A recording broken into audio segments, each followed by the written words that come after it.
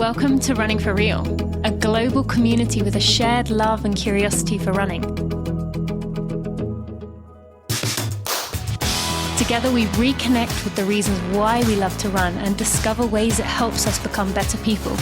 Whether it's the quiet moments of a morning run while the rest of the world still sleeps, or befriending the strangers next to you at the start line of a race, we are here to connect with others who see running as the common thread that weaves our lives together. Come join me, Tina Muir, as I talk with people from all walks of life, united by a love of running. Hello, my friends. Welcome to episode 407 of the Running for Real podcast. Thank you for joining me today. I'm excited that you are here and excited to introduce you to my guest for today. Now, Robert Jackson is yet another of the people that my friend Sydney Baptista recommended as someone he was inspired by. And this episode is really raw and vulnerable. And I say that as maybe even a warning for those of you who are struggling with your eating. You are someone who is deep in recovery. This might be an episode you want to hold back on or have someone listen to first. But if that does not apply for you, or if you feel confident that I've given you the warning and you want to go ahead anyway, this episode is very real and raw.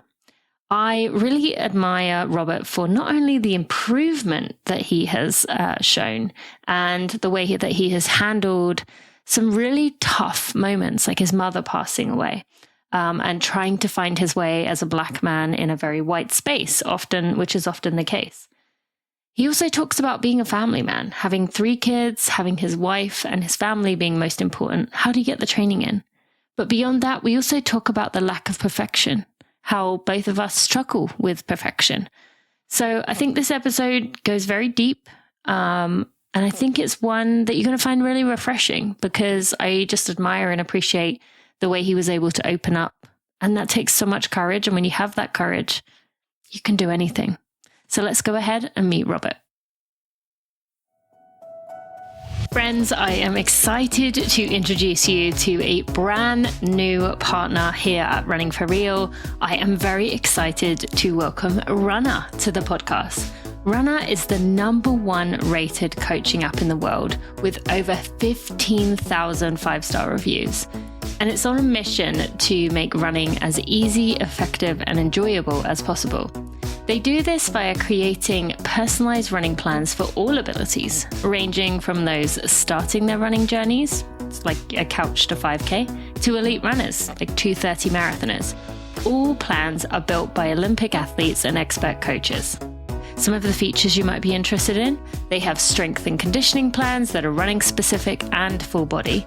They have integrated mobility and Pilates plans, calendar syncing, and you can connect with like-minded runners in the community section of the app. I have loved seeing how much people have enjoyed using Runna, seeing the group runs that they host and how many people show up. And the beautiful thing about it is just seeing the range of people that are joining the app. It really is a place where you can get a plan for you regardless of the level that you are at. It will be made just for you. You will have that community piece. And as I said, they've got the strength and conditioning plan right there. So you can have everything that you need in one place. Now, as a friend of mine, you can use code Running for Real. That's running, FORREAL, Running for Real. And that's going to give you an extended 2-week free trial over at Runna. Go ahead, check it out. Find it in the App Store. Go ahead and have a look online. That's RUNNA, Runna, RUNNA. Go check out the app. Go use code Running for Real and check out that free trial. Robert, thank you so much for joining me today on the Running for Real podcast. I'm excited that you are here. Thanks for joining me. Thanks for having me. I appreciate it. I'm looking forward to it. Yeah, me too. Although you and I, between us, we have 5 children, so we'll see whether this can go off without some yelling in the background at some point on a Saturday as we are recording this. On that note, I want to begin with a really random personal connection that we have.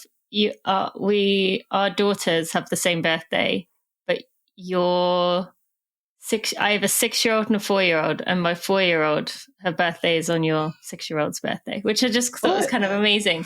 That's cool. I mean, it would be even cooler if it was flipped, if the two 6-year-olds were born like literally the same day. But either way, when I was reading back through your stuff, I was like, oh, that's funny. We were like celebrating our little girls on the same day. And so, yeah, happy belated birthday to her, as we are still recording this in June. I just thought that was a funny little thing that we had in common. So, well, what's crazy about that? My birthday is on the day after that, so I don't even have a birthday no more. Oh yeah, I did. My birthday gets overlooked, so. Especially when it's close to a child. Yeah, no. Thankfully, mine's floating around on its own. So my kids are like, "When's the next birthday?" So they're excited because mine's on its own. But yes, that is very true. But I hope we can continue to celebrate you, because you definitely deserve to be celebrated. And we're going to get into some of the parts that make you you today. I want to begin by, when I asked you before we started recording if you had any kind of history with running in your past, in your childhood. Do you remember what you said to me? Running in my childhood, you'd have to pay me with cookies or some type of junk food to get me to run. I hated running. I mean, it's a love-hate relationship now, but I definitely hated it then. I remember signing up for flag football when I was like super young, and I quit because they made us do push-ups. So that probably led to why I was a little chubby growing up. No push-ups and no running will probably do that to you. And the quit because they made you do push-ups, that's interesting to think about now, because running, especially with marathons, especially with some of the things we're going to talk about, I mean, you've got to have a lot of internal and sometimes external, but you've got to have some internal drive to get that done, get that training done. So what changed in between that time for you to now not only be okay with doing hard things, but put yourself in situations where you do hard things? So with me, what made me like take the leap into running after like I kind of found out that I was like kind of good at it, I was like, I like it because people don't want to go do it. Like if I'm playing basketball, if I'm shooting hoops and somebody sees me, they're like, oh, I can go shoot hoops. I'll go to the park and join them. But nobody wants to see me running around a park full speed. They don't think that's fun. So I like doing things that people don't want to do. That's what really drew me to running, because I used to think of running like, why would you do that? That's crazy. But wasn't even back then it's something that people didn't want to do? Yeah, like they didn't. I honestly, I fell into running because I was trying to lose some weight. I was just running on a treadmill every night, and it was just like 2 or 3 miles, was nothing crazy. And then I was like, my friend talked me into running a marathon. Well, you went straight signing. The first race you signed up for was a marathon. Yeah. Well, I'll say I did like your typical like Thanksgiving 5Ks. There was no training, nothing like that. It was just like being my brother with some friends. It wasn't like we was out here trying to get a PR. I didn't even know what a PR was, to be honest with you. And then my friend was like, we were the two health nuts of our company. He was in the endurance side and I was in the weightlifting side. So I would lift a lot and then he would just run a lot. And he's like, oh, you should just run a marathon. And I was like, no. We laughed about it, and he just kept coming to my office every day because he is my vice president. And he would just come to my office every day, run a marathon. So he was annoying enough to convince me to do it. And then I'm so thankful that he did. So what I did was I just jumped on a treadmill and just ran every day. And then I was joking with him. I was like, if we're really going to do this, I want to train to make it to the Boston Marathon. Why did Boston come into the, like, if you weren't a runner, why did that come into the picture? Just because I saw it on TV. Watch it on Patriots Day, you just would see it on the TV? Yeah. Okay. That's the biggest one I ever heard of. I was like, oh, let's train for Boston Marathon. I've heard of it. I don't know what you need. He's like, do you even know the qualifying time for it? I was like, I couldn't tell you. I couldn't even tell you what the medal looked like at that time. And he said, well, I've ran like 6 or 7 marathons. I don't know if I can make it, but we can do it. We can make that our goal. So we did that. And then I didn't know anything about running. So I just jumped on a treadmill and ran Monday through Friday on a treadmill because I didn't want to run outside in the dark by myself. And that was safety concerns you have? Safety concerns, and also more so like I'm horrible with direction. My teammates will tell you that. So sometimes when I'm out ahead of them on a long run, they will yell left, right, because I'm awful. Okay. So we would run on Saturdays together, and I would just take off. And he was like, "What are you doing? You gotta slow down." I was like, "No, this feels fine." So I just kept going. And then as training went on, he's like, "You might actually make it to the Boston Marathon." And I was like, we'll see. And the thing was, I didn't make it public. I was afraid to share that big goal of mine, which nowadays I look back at, I was like, if you have a big goal, share it. So what was the reason there? You were afraid to share it in case you didn't achieve it? Or was it like an embarrassment of being a runner? What was I was afraid to share it because I didn't want to get made fun of for the fact that people that knew me knew that I didn't really care for running like that outside of like playing basketball and football. And that's no correlation to what we do. So I didn't want people thinking like, oh, he's stupid. He thinks he can make the Boston Marathon and he don't even run like that. So I just kept it under wraps. And now looking back at it, I think that I should have just been out with it. If people have something negative to say, I mean, people are always going to have something negative to say. So nowadays when they do say something negative, it just fuels my fire even more. So I like it. So we're going to dig into some of the pieces of that in a minute, but just as we're following along with what you're saying now. So what is a big thing that you can say right here? You know, let's say a 5-year goal. 5-year goal. A 5-year goal for me, my coach and I, if I can stay healthy and I keep progressing like I am progressing, and the goal would be the trials. I'm not necessarily trying to make the Olympics, but the trials will be fun. I definitely would like to do that. That's the big 5-year goal, which is a little bit less than 5 years. But I mean, with my age, and if I stay healthy, I might have a 2 trial run in me. So I got 2 trials to balance that out. But that would be the big one. And then in general, just help with diversity in the running game. Yeah. Okay. All right. So let's dive into your life a little bit more. You said you weren't a runner when you couldn't be less of a runner during your younger years. You did end up taking it up, kind of pressure from a friend, colleague who wanted you to get into it. Do you remember a moment where you thought to yourself, actually, I kind of like this for me? Like, even it wasn't when it switched to a point where it wasn't about doing the marathon, but it was about the journey along the way. Oh, I liked it. Honestly, I jumped right into liking it. I like the grind of like me personally, like the guy I was training with, we both have families. So a lot of people think runners just love waking up super early to run. That's not necessarily true. It does make your day, for me, go better if I run early, but it's more so we have families. So I loved jumping on that early train because I'm a morning person anyway. And it got me in a good routine. It got me in a good headspace for the day.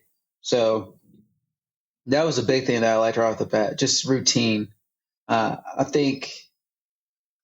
pretty sure you could vouch for this. I mean, routine is pretty big in running.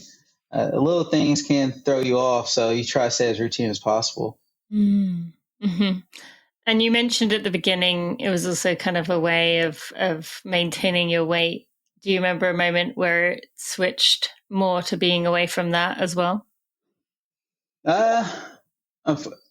Yes and no, because unfortunately I still, so to break it down, I do have an eating disorder. I've been working on it over the last 2 years. But I'm not going to sit here and lie and say that it's completely gone or that I don't feel like I can eat a lot if I don't run a lot that day. Like, you won't. So, for example, I can go finish a long run. It'd be 20 miles and I'm done at 10:50 in the morning, right? I fast personally until 12. So I'm still not going to eat, even though I know I should and I can eat before 12. I just don't do it. It's just something that's been installed in me. That I'm still trying to break. But the eating disorder has gotten better. I've increased my calories some. It's still nowhere where it needs to be. But I've noticed just in the last half year, if I increase my calories just a little bit, the progress that I've made. And my coach keeps telling me once I get my eating down, it's going to be a scary sight because I mean, that's what really fuels the body. So I gotta work on that. As much as I love to run and love to do all these workouts, I need food to go with it. Yeah, and that is good that you recognize that. I don't know what you do and don't know about me in my past, but I went 9 years without having my period, had red S because of underfueling. So I've been right there with you. And while I would say now I have really worked hard and do have, I am in a healthy place with my relationship with food, it took a long time to get there. And when I was running at the elite level and had big goals, it was very hard to detach. As you said, you want the best for your performance, but there's still that little intruder in your brain that tells you, you know, eating more is gonna stop you from. It's gonna make things worse, not help you. And that is so hard to get that out. It was so bad at one point. Like, I apologize to my wife, but so like I eat like a strict routine, like turkey one day, chicken next day, turkey, chicken, or vice versa, right? One day, she decided to help me out and make me dinner. So, because I was running late and she was going to have it ready for me. And like, this is all on me. God bless her soul. She made me chicken on turkey day and it messed me up. Like, it physically threw me off for that day. Like, that's how bad it was. Like, now I got to eat chicken tomorrow again because to get back on routine. Like, I was that bad with it. So, I'm not as bad now at all with that. If it's chicken on there, that's fine with me. If it's turkey, it's fine. But those are my two go-tos. I eat a lot. Like, it's to a point, like, so I was in Berlin last year for a race. I went to Hard Rock Cafe every single day. I ate the same meal every single day at Hard Rock Cafe when I was in Berlin. So the eating disorder that I have is orthorexia nervosa. It's where you pretty much, like, you eat healthy foods, but you just don't eat enough of it. So I don't eat enough of anything, to be honest. But I eat healthy. And then on top of that, I don't really like eating out in public. I tell you, like, most of my peers, like my colleagues at work, probably have never seen me eat. Like, I just don't do it in front of them. I know it might sound weird. It's just not my thing. And then, like, sometimes they don't know this, but like, being in the position that I am at work, I'm the one that like caters the parties or orders the food. So I order them all that junk food that they want. And then they'll try to bribe me with it, like, hey, you want this, eat that. And it actually like makes me hot. Like, I get anxiety off that. So I usually have the food delivered for the employees. And then I actually have to go to another room because they'll try to get me to eat it. And it just puts me in an uncomfortable spot. But they're just joking. I get that, but they don't really know all what I'm going through. So I try not to spill that out too much.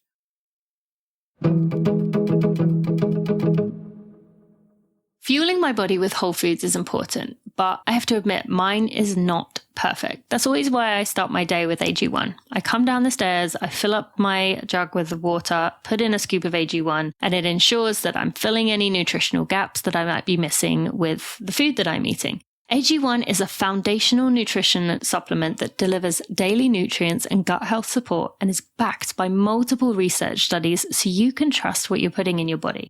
I trust AG1 because unlike so many products, the entire formula is backed by research studies, not just the ingredients. If you care about the food you put in your body, why should the supplement you put in be any different? I know my body by this point, and I know that I'm missing some points nutritionally, but I know that I also am not able to absorb everything that comes in. With AG1, I'm prioritizing my body, and I'm also giving it the gut health that I have found to be really important to feeling good. Digestion is one of the most important factors in helping your body to receive high quality nutrition. And in a recent study, they found that AG1 doubled the amount of healthy bacteria in our gut, specifically 2 of the most prominent species known to support gut and whole body health. If there is one product I trust to support my whole body health, it's AG1. And that's why I've partnered with them for 5 years. It's easy and satisfying to start your journey with AG1. Try AG1 free and get a free 1-year free supply of vitamin D3, K2, and 5 free travel packs with your first purchase at drinkag1.com/Tina. That's drinkag1.com/Tina. Check it out.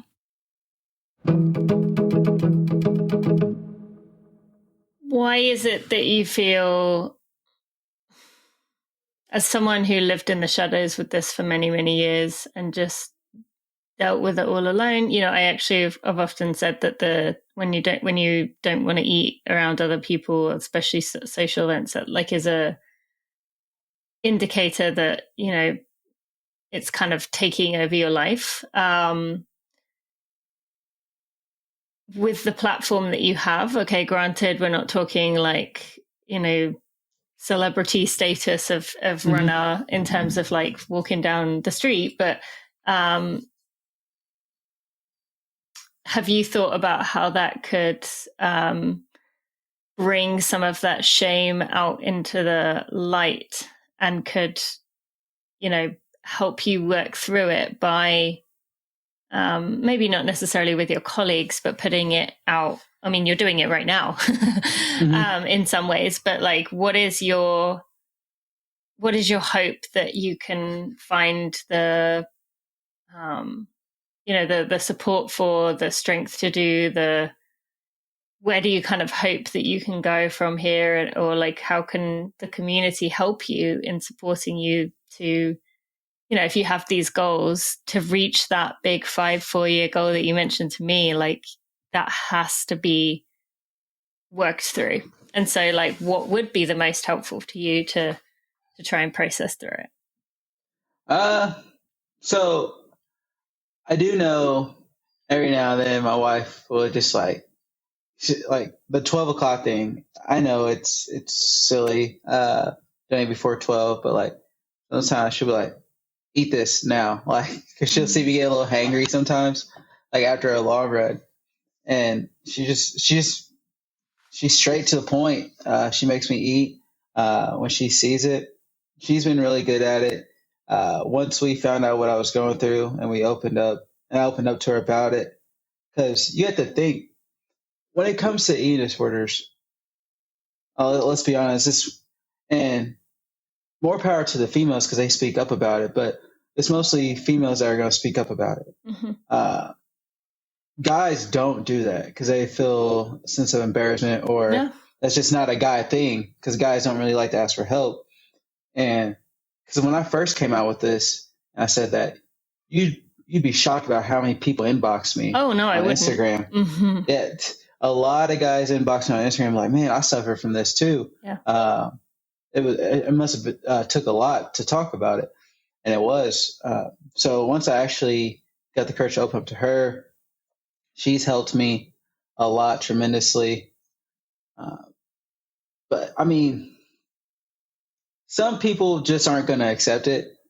As far as even if you do open up to them, I know my running teammates, once I got the courage to open up to them about it, and I actually like got help, it was they gave me some ideas or things like that to help me overcome the eating disorder. Yeah. The part that really hit home was I was going to see like a psychologist, right? Talk about this, and like I said, no knock on ladies, but like when you think about it, you're thinking like younger teenage girls that go through this. Absolutely. I'm in the waiting room. There's about 5 girls in there, all teenagers. I'm like double their age. I'm like, oh, this sucks. And I'm the only guy. Plus, I'm double their age. Like, I got to get better. It kind of actually made me chuckle. Like, okay, this is where it really hit home. And at that point, I was glad to seek help. That's good. That's important. And I do want to add for you and for anyone listening, I made this giant resource that is all free a few years ago. There's 50 videos on YouTube you may want to check out that are all with these experts in this topic specifically targeted for runners. And then there's like a full set behind it's not a paywall, but people just have to, not just saying this to you, I'm saying this to people listening. You just have to sign up. Like I just wanted it to be a private space. So it like requires an email, but it's free. So you and anyone listening might want to check that out. But yeah, I am not surprised to hear what you said about like other guys going through this. And I'll be honest, like as someone who not only has spent many years there, there's a few things that are coming to mind. Like one is just for you to know that like I now, okay, I'm 35 years old, definitely not like of an age where it's like too late, but I do have to live with the fact that when I was in my quote unquote prime and I was set up because I started running at 15. So I was set up in that building over the years to really give it a go, age 28, when I stopped, which I stopped because these thoughts in my head were just destroying me. But I have to live with the fact that I left time on the table. Yep. And that is to this day, there's a part of me that's like, you could have been faster. I feel that. And it's so hard because you're going against, every time you eat, you're going against that voice that says, but you need to look a certain way. And you as a man are in many ways in an even more difficult position because I've had this conversation before actually with Jared Ward, who, I mean, the episode's there from a few years ago. And we talked about the fact that, you know, for women, at least we're given one message, which is skinnier is better, thinner is better. Whereas for men, you're given conflicting messages in that as a general, you know, in general, men are told, you know, broad shoulders, muscular, triangle shape. But in the running world, men are told skinnier equals faster. So you kind of going against two different conflicting pieces of information that in some ways make it a lot harder, particularly because of what you said about the fact that it is all in the dark. But I, having been in that world and now out of it and now kind of somewhat out the other side, I don't truly ever believe any of us are over this. It is with us for life. I would say there are very few people at the elite level that do not have a disordered relationship with food, at minimum. I think there are very few. Men, women, doesn't matter. And it's funny that you brought up your past podcast about the looks because when I first got into running, like when I started taking it serious, like I was intimidated because I'd be up at the line, and we talked about diversity a little bit before. But so one, around here, it is diverse, but it's not really diverse in the running world here. So one, I'm like one of the only black guys at the start line. So that's a little intimidating. On top of that, these guys are like, no offense, they're like skinny toothpicks. They look fast. Like these dudes look fast. And me, I don't know if you've seen my social media, and then other people, they'll say after this, like, I'm not typically built like a runner. You could say more like a sprinter if you were to compose the pictures like in a running aspect. So like, I'm like, man, these guys are faster than me. Like they look legit. I just look like I'm out here trying to get some exercise, some cardio because I lift weights. So that was a lot to get over at first. But then as I got faster and faster, I started to think to myself, I don't need to actually look like a toothpick. I just keep doing it because the other day I was lining up against people. I was like, oh, I beat him, I beat him, I beat him. Mm-hmm. But he looks like that, and I look like this. So you can look, at the end of the day, you can look however. It's all about the work that you put in. But at first, I would definitely say I was intimidated by the color, by skin and body type for sure. And there is, I can say this confidently again, as someone who, I mean, if you could hear some of the interviews I've done over the years, you'd be like, wow, I feel like that's my voice. Like, that's what I would say. Same thing, would stand on the start line, I'd look around. I felt like I was quote unquote the big one. But now when I look back at photos of myself, I'm like, what were you thinking? You are exactly the same as those other people. It's funny because I was on a long run last week with one of the fastest guys around here.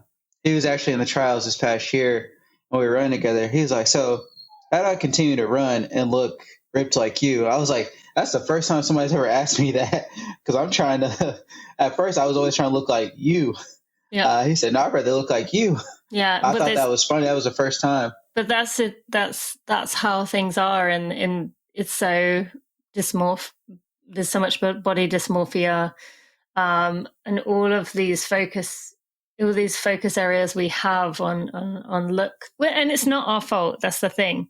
Like, for years, the commentators talked about like a race weight, and things like this. We see people for many years were clearly struggling underneath, but they kept getting faster, and so they would that would be the message that was sent out. And actually, if listeners want to go back far enough, I interviewed Ryan Hall, and when he was talking about being a race weight and the difference in like a few pounds, and how I said to him, like, I think there's some stuff going on there, because like, if you're concerned with a few pounds, that tells me like you can't, yeah, your body doesn't know the difference between a few pounds. And so, but that's what I mean. I think it like is just everywhere. It's rampant and it's so dangerous. And as I said, with myself, I now know I left time on the table all because I was comparing myself to other people or had rules in place. You said yours more tended to be in the morning. I think I would save up a lot of my calories for the evening so I could binge on sugar. But now I look back on it, I'm like, why was I craving sugar? Because my body was so hungry. So I do a lot. So I really don't have a lot of sugar in my diets. In my diet, it's more like fruit snacks here and there. Carbs. I'm not keto, but I don't do much carbs either. Some rice cakes and some goldfish. I need to do some more. I need to get more carbs in there for sure. But it's a lot of lean protein and then protein shakes, because I mean, for what we do, we're actually supposed to take more protein in than those musclehead bodybuilders. And people are shocked when I tell them that, but we really are. Speaking of race weight, my first marathon, I weighed 145, and I was injured a little bit here and there afterwards, and I was always tired. Now I'm around 155 to 160. That's pretty much my sweet spot for marathon. And knock on wood, the last year I've not been injured. Once I've upped my weight some, but like I'm saying, I still need the calories. Like, I was doing my first marathon build ever, hardly taking 1,000 calories a day, hardly. Oof. And yeah, and plus I'm burning that in my morning anyway. So really I was negative calories all the time. Mm. And then now I've increased, but it's about 1,500, if that. So if I can get up to 3, I would be fantastic. That's going to take some work, but it took a lot of work just to get from 900 to like 1,500. So Yeah. I'm making progress. It's just slow steps. Yeah, and I don't know if you do or don't work with a dietitian. That may be a step that is always the first thing, in addition to, as you said, seeking someone for mental health support, like a psychologist or something along the lines for people listening. But one thing, and I don't know if this will help you or anyone listening, but I mean, for me, one of the biggest things that helped me get through it was just my kids and thinking about them having the thoughts I had because they had seen my behaviors. And my Yeah. mum had an eating disorder. Still, as I said, I don't think anyone truly gets over it. Still there. And so I am aware on some level that those behaviors became why it was so easy for me to do it. But for me, see the thought of my girls feeling the way they did, the way I did about my body, about theirs, that gave me the push to be like, okay, I need to show them a different way. And I don't say that. I know that's probably really hard for you to hear, because of course you wouldn't want that. And of course you would want to do more of course you would do everything to protect them from that, but it's just not that simple. I know that. Yeah. But that just might be something to like, with the morning thing of like, would you want your girls to, if they wake up hungry, to think, oh, I'm going to wait till lunchtime because that's when I'm supposed to? Oh, the first thing I do when they wake up is I offer to make them breakfast or give them some food. But no, I get that for sure because I remember one time it was actually after a race. That's when I do a little pig out. That's when I like seem in quotes to be like normal. Uh, I was eating ice cream. My one kid freaked out. She said, "Daddy's eating ice cream." I'm like, that sucks. Like I should be doing what I do, or in general, I should be able to have ice cream whenever. I just mentally I know there's it's a hard. block there. Yeah, I so I know. can like I'll have that ice cream after a race, like before in a training block, no, or that one little drink. Like I don't drink ever besides else after a race and margaritas for sure, but I should be able to have one of those whenever I want, but I just don't do it. Mm-hmm. Well, I appreciate your vulnerability and your honesty in talking about this. I don't want to spend the whole episode. We'll leave you with that for now. And for anyone listening, as I've said, this is something I understand deeply. There is another side, like I promise. And I'm not so much speaking to you now, although feel free to listen. But anyone listening about this, who this feels like it's hitting home, like I know it feels like this is the way your life is, or this is the way things are always going to be. But like, I promise there's another side. I'll put a link in the show notes for everyone on an article I wrote while I was in my recovery period. And I still believe that speaks now, that lands now. But it is freeing now to be able to eat when I want to, what I want to, and know that I'm not ever totally away from this. It could grab me down at any point, Mm-hmm. but it feels freeing for now. So, with that, to shift over to something you mentioned there, not only being, the only male working through this, but you also are dealing with the fact that you're a person of color in a sport that is primarily white in the area that you are in, as in Mm-hmm. like that sub elite group. There's a difference between, out the front, out the back, but that group in the middle can be very lonely out there. So I did see that you went to the Black Unicorn Marathoners event. in Boston. And so I want to talk about like that piece of it in a minute. The Black Unicorn Marathon is what that means. But just in general, do you feel like you carry that around with you, that you're always trying to become that representation, that example for other people to see, maybe your kids also to see, that you're out there and you're doing it, and you're working to increase representation? Yeah. So I will say it's running long distance in the Black culture is not, it's just not there. And I don't know if that's because they think they necessarily see the guys in the short shorts and the pencil tank tops. It's not much appeal. You look at track, you got the guys with the necklace, tats, tight suits. But I try to bring that up. So I know when I got into running, I was like, okay, I already don't look like these guys, so I just might as well look different. And like I said, I wasn't doing this to be famous or anything. I made my own little logo, got my own little RJ. I put that on my stuff, and then I wear a headband. I got the necklace. I'm tatted. That's different from what you see though. Like most of those guys in the elite group aren't like looking like that. It just is what it is. And but then after a while, I started posting stuff on social media. More like my Black followers would ask questions and like, man, you really do this? Like you make it look cool. Like I was like, yeah, I wish I made it look easy instead of making it look cool.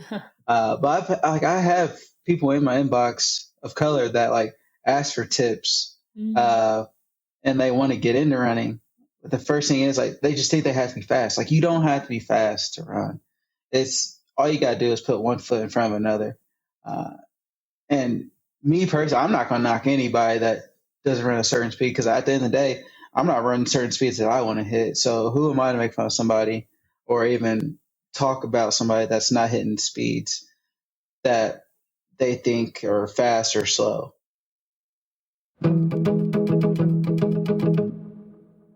You have heard me raving about HydroPack for a while now. I really believe their products are the future. They have innovated in incredible ways to really take the hydration game forward. And I really got to witness this firsthand when I was at Western States a few weekends ago.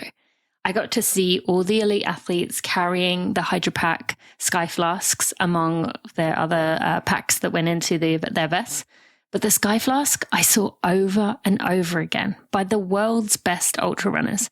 And if they can carry these for 100 miles and feel good about them, I mean, I think that's good for the rest of us, right? I've been talking to you about the Sky Flask Speed 350 for a long time now. I love that it has the flip top lid for easy refill. It crunches down or smushes down really small so you can stuff it in any pocket. It has a really easy to handle little strap, and you can put it in your dishwasher if that's something you want to do. The strap is adjustable, which I love, and it is hands down my favorite item at HydroPack. I encourage you to get yourself one. That is one of the best things environmentally you can do, is continue this movement of getting us to bring our own fuel. As I said, it's got that flip top lid, so it's really easy to refill, really easy to drink, and it molds to your hands. I promise you, if you haven't checked it out, go check it out. You will love it. Now, as a friend of mine, you can get 10% off with code TinaMuir10. That's TINAMUIR 10 at hydropack.com. That is going to give you 10% off your order. I definitely encourage you to go check out the Sky Flask Speed 350. Get yourself a few of them. If you tend to drink a lot, you can also get the 500ml size, and there's an insulated version of the 500. Head over to HydroPack, that's HYDRAPAK.com. Use code TinaMuir10 for 10% off. Do you feel that conflict within Boston itself, as with that elitist kind of vibe it has going, that the representation isn't able to be there? There went many years, the children who turned into adults who were training for many years. Like you said, you didn't run when you were a kid. Whereas I myself was running age, 11, 12. Do you struggle at all with that, you crave Boston, you like running Boston, you've run well at Boston, but it hasn't been exactly supportive of Black people and the kind of major disadvantages that the community has been at to even get there at all? Yeah, I mean, I feel like one, they need to run the route of the race in different parts of Boston. Mm-hmm. You mean actually Boston? Yeah, actually Boston. A lot of people don't know that. Like, it's not actually really even Boston. It'd be cool, like, Sid, my guy Sid. Like, Sid was the one that told me to talk to you. Yeah, Sid knows. Like, they got their own 26.2 and with the Pioneers, and that's cool. Like, they're showing the history of Boston, and you're putting them in places that need to be spotlighted. Just like, for example, I know that Monumental here in Indy, it's a big one that people use to actually qualify for Boston. It goes through the city, like, it goes through parts. Like, it's not all nice, but it shows landmarks and things that are important. I feel like Boston just tries to highlight over that, like it's not there. And as far as the Black representation, it's slim for sure. I mean, 1% of runners can only run on sub-3, and then on top of that, you got doing it while Black. It's just not that many to begin with. So when I am at Boston, I do try to carry myself a little differently, make sure that I'm being a good representation of the Black community. And on top of that, like, it's important for me to run well there. I mean, it's important for me to run well anywhere, but like when I'm there, I'm like, all right, so I know there's not that many Black people here. Like, I'm trying to make the community proud, and doing that Black Unicorn event, it's really cool because, I mean, if without them, even when you walk around for the Boston Marathon, you're not going to see that many African Americans in one spot. So it's cool that we get honored at that event, and you actually, it like hypes you up. Like, that's like, we're like a team. Yeah. Like, you there to run the race by yourself, and you don't even know this guy, but he's my teammate for the day. Yeah. Yep. Yeah. I didn't go to it last year, but I went the year before, and I just really, it was such a special event, really well done. I'm sure it was even better this year than it was the year before. And just as you said, like, you can see how it's in a situation like Boston to spend at least a few hours where you're not being the only in the room or on the street in that case. And so, it is an important event, and I always encourage people to try and, I don't actually know if you need an invite or not. I can't remember. But like, to try and check that out if they have the opportunity. And Alexandria, who I've known for many years, is, really proud of what they've been able to build there. And so, I'm glad that event meant a lot to you. And this year, you also got to do a panel at the Expo with Marcus. So tell us about that. Like, what did that feel like to be kind of on the big stage? It was cool to do a live podcast. The guys, we get together as much as possible. We actually just shot one again this week, so that's coming out. The same 4 people? Yeah. Oh, okay. But no, it was great to be up there. We got the fans to laugh. I'm the one that likes just to tell the funny stories of the group. They kind of pick on me, but no, it was good. It was cool to see people actually listen to us and ask questions, things of that nature, and show us some love and respect. And at the end of the day, it was cool to put on for the Black community because, I mean, like we already said, there's not many there. And then we got our own panel podcast. That was awesome. I hope you do, you said you started running about 2 years ago. I hope you do take moments to reflect back on all that you've done in 2 years, because it is impressive, not only like the running, how fast you've been able to get to, that you've managed to do this with, with 3 kids and really, putting family in front of everything. But also that you have inspired so many other people. Like that's a lot to have done in just 2 short years. So do you ever take time to reflect, or do you feel like you just continue to be like, I'll celebrate when I get to this point or once I've done this? Yeah. So there's been a few times, but the one time that hit me when I ran my first Boston. So my first marathon was 2:58 flat. And then just solid purpose. I showed up to Boston. So you look at it like this. I'm running my first marathon in my hometown. Everything's easy peasy, like convenient. You got your own bed to sleep in. Mm-hmm. You don't have to worry about bad check, anything like this. And then your next marathon is Super Bowl in Boston. Yeah. You're like, whoa, what is this? And I remember going to the hotel gym. I was working out the day before or 2 days before, and I had this older gentleman on the treadmill next to me, and he was talking about the race, and I asked him, I said, "Oh, are you racing this?" And he said, "Yeah, it's my first one. I've been trying for over 10 years." Wow. And I was like, whoa. And he said, "Are you racing?" I said, "Yeah." I said, "This is my first one." He said, "How many tries did it take you?" I said, I kind of felt bad in a way. I was like, I got on my first try. And I told him the time, and he freaked out. He was like, and I told him kind of like the story, and he was like, "I am pulling for you. Like, you don't understand how big that is." And then like, I was so honored. Then I was like, man, how did somebody, this is just like me thinking, this is before I knew running. I was like, man, I would not be trying for 10 years. Like, I'm done. More power to him. And I was like, man, I'm pulling for you. Congratulations. Like 10 years of hard work paid off.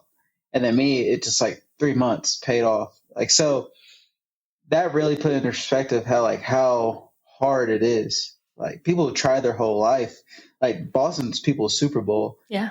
And it is the Super Bowl. And I'm like, dang, I just got it off a whim. I got talked into it. So that was one.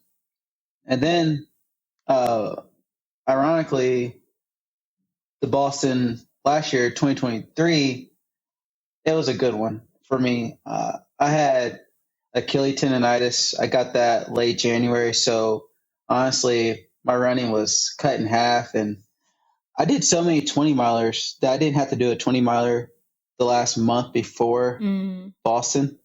But at that point, I didn't know what kind of shape I was in to go the distance. And I end up, so my first ever Boston, the one I was just talking about, it was a 3 flat on the dot. So I went 2:58, 3 flat. And then in between there, I ran 2 more marathons. And my PR was 2:42 something. I go to Boston. I'm like, man, this is not the training block. I had such a great training block. I was so mad that the last month and a half went down the drain. I was like, but you have that long to say, all right, I'm not going to hit my goal. Let's come up with a new goal, this and that. Mm-hmm. So it allowed me to mentally get behind a new goal. And after the first 5 miles, I could feel my Achilles like swelling up because it's downhill, which you would think it would be easier, but it wasn't. It was hurting. It was throbbing. I know how that pain goes. Yeah. Oh, yeah, you do. That Achilles was bad. Uh-huh. And I was like, I got 21 miles left of this. I don't know how I'm going to do it, but I'm going to do it. And I passed the finish line. I didn't have any goal to PR. I just want to finish it. So I finished. I actually shaved off 30 seconds from my 2:42 PR and shaved off 18 minutes from my first Boston. And I was like, that's crazy. I just looked at my wife and I teared up. I was like, I did it. Like, that was one that really hit home. Because you get the heartbreak a little bit of you're not going to get what you actually trained for. And then you build a new goal. You don't even think you're going to hit that goal. You don't even know if you're going to finish the race. And then I finished the race and got a PR and crushed my old Boston PR. So those are 2 moments that stick out a lot to me. And there are many more ahead. And I mean that. I mean, you have obviously a very bright future. That goal you have is well within reach. It's just going to be a case of working through the food, because it will continue to derail you. And you know how rough that feels, to have your training be put on pause. And it, as you climb up higher and higher, it gets harder and harder to take away those minutes. So, I think you can get there. It's just going to be about trusting yourself. So, is there any last things you would like to remind the community to finish here? Really, put your goals out there. Don't be afraid what people are going to say. I know I was afraid at first, but then after that, I come out and say it. And if people laugh at you, just make sure you get the final laugh. Do that. And then at the end of the day, just have fun with it. It is grueling. It sometimes I wake up in the morning, I'm like, why did I choose this lifestyle? Why am I running at 4:30 in the morning? But I get the job done. It's just stick with it. That's what I have to say. Stick with it, fight through it. It's going to be good at the end of the day. Thank you so much for sharing that. I think the community will really appreciate your vulnerability in this episode, the advice that you've given, the fact that you admit that you're not perfect at this. And yeah, it'll be great to follow along with your journey in the future. We just have to, you just have to trust yourself. And I look forward to seeing where that goes. So thank you so much for joining me today. I appreciate you, and wish you all the luck with your continued training. Thank you. Thank you. I appreciate it. I look forward to the next time. Before we go any further, I just want to give a quick shout out to the Running for Real team. Without them, I would not be able to do barely anything compared to what I'm able to do today. They are behind the scenes. They are there for me. I am just so appreciative of them. To Jeremy Nessel, our podcast editor, audio consultant, and someone who's been with me since the start. To Sally Pontarelli, our content and operations manager, who is there day to day doing all the things to help me be successful. To Kelsey Wang, our head of design, and Louise Murphy, our associate designer. And finally, to Sandy Gutierrez, our photographer and content strategist. I am appreciative of all of you and wouldn't be able to do what I do without you. I really appreciated that episode with Robert. Thank you so much for listening. Thank you to Robert for opening up. If this is something that really hit home for you, I will have some links in the show notes to go check out my Red S recovery page that I mentioned there on YouTube. That is all free. And I also encourage you to go find a psychologist, find a dietitian, and begin your recovery journey. You really will be glad you did. You can find links to those things as well as everything else Robert and I talked about. We're going to runningforreal.com/episode 407. You can also find links there to our sponsors for this episode. I mentioned our brand new sponsor, Runna. You can check that out there. And get that 2-week free trial. You can also check out AG1 and HydroPack. Thank you so much for listening. I'll see you next week.